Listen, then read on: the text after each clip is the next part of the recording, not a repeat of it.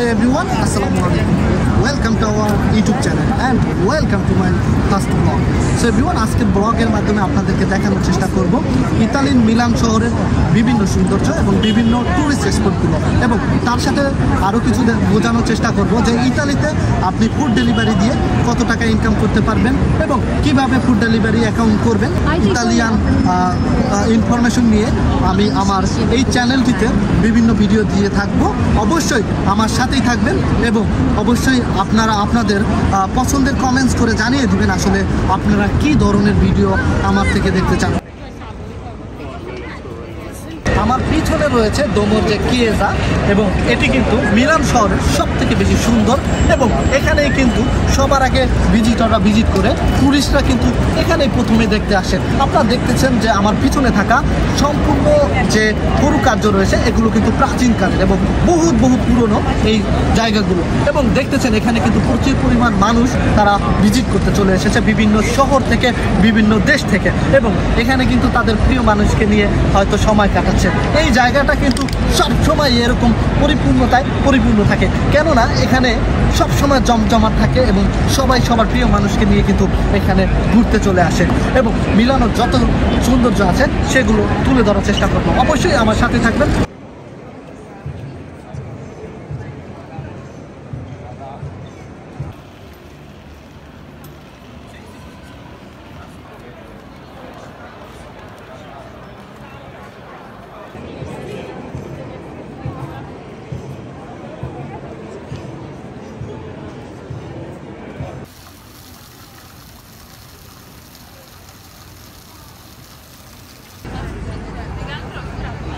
Milan ইতালির দ্বিতীয় বৃহত্তম শহর।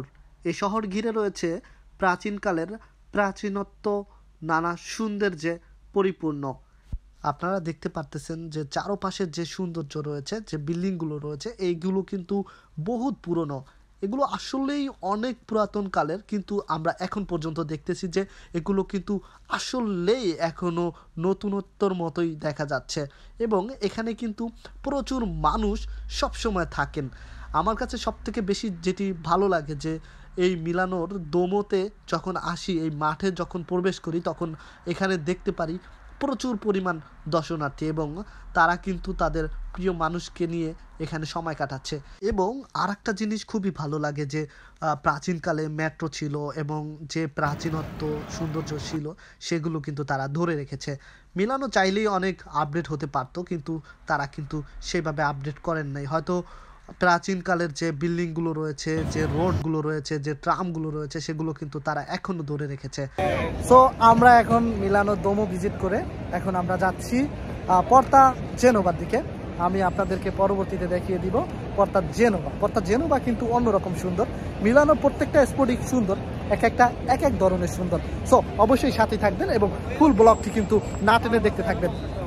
এখন আমরা একটা মার্কেটে যাব এবং কিছু শপিং করার চিন্তা ভাবনা আছে। দেখি যদি পছন্দ হয় অবশ্যই কিছু শপিং করবো এবং আপনাদেরকে দেখাবো ইতালিতে জামা কাপড়ের দাম কেমন হতে পারে। এবং আমরা এখন যে মার্কেটটিতে যাব সেটির নাম হচ্ছে প্রিমার্ক। এই প্রিমার্কে অনেক কম দামে কিন্তু অনেক সস্তায় কিন্তু আমরা সব ধরনের পোশাক আশাক পেয়ে থাকি, এবং আপনাদেরকে দেখাবো ইতালিতে কত সস্তায় প্রিমার্ক থেকে আমরা আজকের শপিং করি। করে ইতালিতে পোশাকের কিন্তু অনেক পরিমাণ দাম, সেই ক্ষেত্রে আমরা সবসময় খুঁজি অল্প দামে ভালো পোশাক। দেখা যাক এখানে কি পাওয়া যায়। আসলে মাত্র 35 ইউরোতে এত সুন্দর একটি জায়গা, সত্যি অসাধারণ। ভিতরে কিন্তু প্রচুর পরিমাণ মোটা, দেখতেছি এটা হচ্ছে এক্সেল। আমি ভিতরে প্রবেশ করার পরে যেটা বুঝতে পারলাম, এখানে কিন্তু খুবই অল্প প্রাইসে খুব ভালো মানের জামা কাপড় কেনা যায়। এটি হচ্ছে দোমোর পাশেই প্রিমার্ক মার্কেটটির নাম।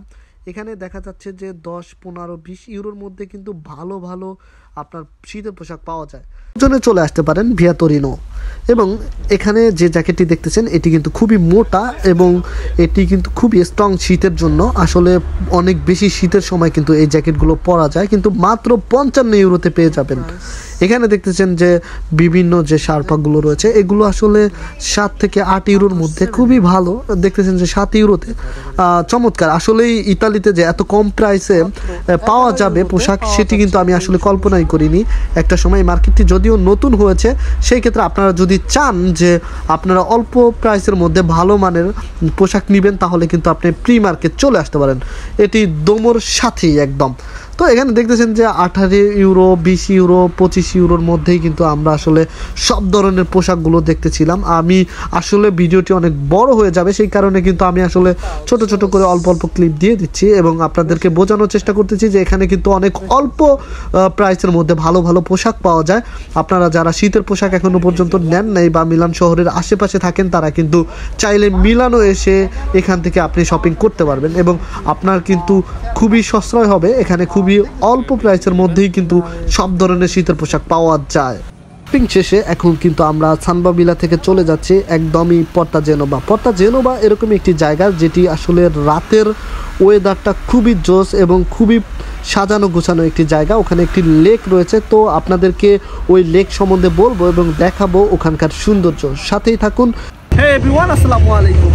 এই মুহূর্তে আমি রয়েছি পর্তা জেনোভা। পর্তা জেনোভা এমন একটি জায়গা যেখানে রয়েছে সুন্দর একটি লেক এবং লেকের দুপাশ দিয়েই বয়ে যাচ্ছে ভাসমান অনেক রেস্টুরেন্ট। এই লেকের পাড়টা আসলেই দেখতে অনেক অনেক বেশি সুন্দর এবং আমি এই মুহূর্তে রয়েছি একটি বোটে। বোটটা কিন্তু দেখতে অনেক অনেক বেশি চমৎকার। এই বোট করে লেকের এপার থেকে সরাসরি ওপার কিন্তু যায় এবং ভিজিটাররা দুপাশের সৌন্দর্যগুলো উপভোগ করে। আপনারা দেখতে পাচ্ছেন যে আমার পিছনে কিন্তু একটা বোট আসতেছে।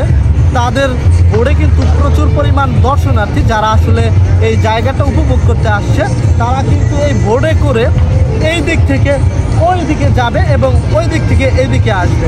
খুবই চমৎকার একটি জায়গা পর্তা জেনোভা এবং এখানকার সৌন্দর্য আসলেই দেখার মতো। সম্পূর্ণ ভিডিওটি দেখলে হয়তো বুঝতে পারবেন যে আসলেই পর্তা জেনোভা কতটা সুন্দর। সো দেখতে পাচ্ছেন যে আমি যে বোটটা রয়েছে, বোটটা কিন্তু দেখতে অনেক বেশি লম্বা এবং অনেক বেশি সুন্দর। গাইজ, এই ভিডিওটি অনেক বেশি লম্বা হয়ে যাচ্ছে, সেই জন্য আসলে এই ভিডিওটি এখানেই শেষ করতে যাচ্ছি। পরবর্তী ব্লগে আমি আপনাদেরকে পুরো পর্তা জেনোভা সম্বন্ধে দেখাবো এবং সম্পূর্ণ পর্তা জেনোভা সৌন্দর্য তুলে ধরার চেষ্টা করব। ততক্ষণ অবধি ভালো থাকবেন, সুস্থ থাকবেন। আল্লাহ হাফেজ। Forse io l'ho mai vista, non lo so se